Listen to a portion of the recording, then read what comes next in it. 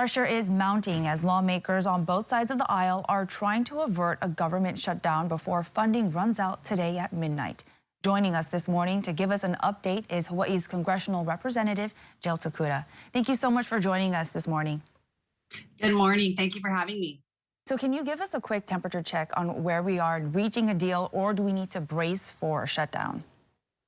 Well, you know, it's always sadly better to be prepared. We are literally 12 hours away from a potential government shutdown. There has been no offer made in terms of what that Plan C that Speaker Johnson is talking about even looks like, what the parameters are. There's a lot of speculation out there, but no actual offer. So nothing that we can actually about or vote on at this time. And so unfortunately, for many of us, we are planning for a potential government shutdown, which will impact every American in this country. We have over 70,000 workers and federal employees in Hawaii alone. So if you can imagine, we are just a few days away from Christmas, and I want nothing more than to prevent a shutdown and to make sure that our workers can keep getting paid, and those services you rely on can continue to go forward, steadily and unbroken.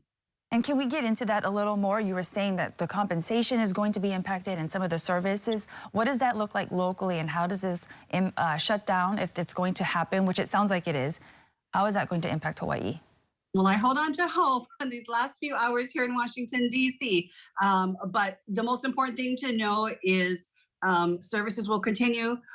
First responders, essential workers, our Department of Defense, that will all run seamlessly. They will continue to work. Our TSA agents that you see at the airports, our air traffic controllers that are making sure our planes land safely, they will all continue to work. But remember, if this government shuts down, they will not be paid. So they will be doing their duty without getting that paycheck that many of them absolutely depend on. Being that this is the tourist season as well, some of the things that we have seen in past shutdowns is places like Pearl Harbor, Haleakala, Volcanoes National Park, very likely will close because these are federally operated. And so the workers there that keep those parks open, furloughed as well. And so, Social Security payments will continue to come, those benefit checks will continue to come. But if you have any issues, more than likely those service centers that answer the phone and help you work through those problems, they will likely be furloughed as well. And so getting any issues resolved will probably likely very difficult. But our office will be open. And so please, if you encounter any of those issues, should we, again, I'm really hopeful we're going to avert the shutdown. Should you have any issues, they can call our office and we can provide whatever means of support we possibly can to help get anything addressed.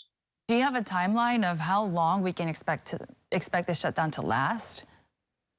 We are all hopeful that if there is even a shutdown, that it is very, very brief. Because one of the things you do know is longer it goes, the more potential impacts you are going to see. If we draw it out into weeks, God forbid months, let's even say pots of money will start to run out, right? That's always the big concern, that right now you have WIC payments and SNAP payments and a lot of food money going out to people. But the longer it goes, they start to whittle down those funds that's available for them to do that. So nobody wants to see this go on long. I don't think there's any member of Congress, especially the Biden White House, that wants to see anyone celebrating Christmas furloughed and without paychecks coming in their near future. You can imagine the disruption this will have at every single level. And so let us hope that if there is one, it is extremely brief and that we'll be able to come to a resolution so we can continue to operate government the way we should be doing.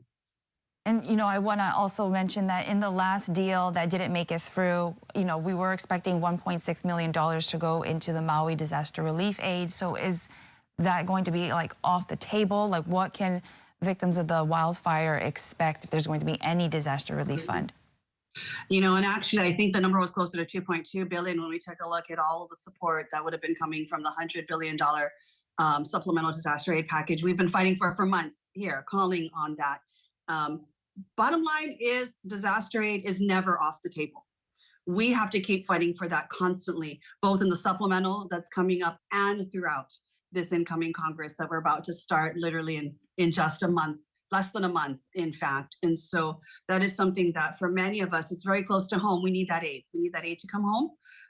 And we will keep fighting for that aid and then some as we go forward into the next Congress. So I can assure you that we are all very, very vocal about the need to continue to remember our communities touched by disaster. We do not want to create the disaster after the disaster by not having the funds to support our communities. Thank you very much, Representative Tokuda, for all the work that you do and giving us an update.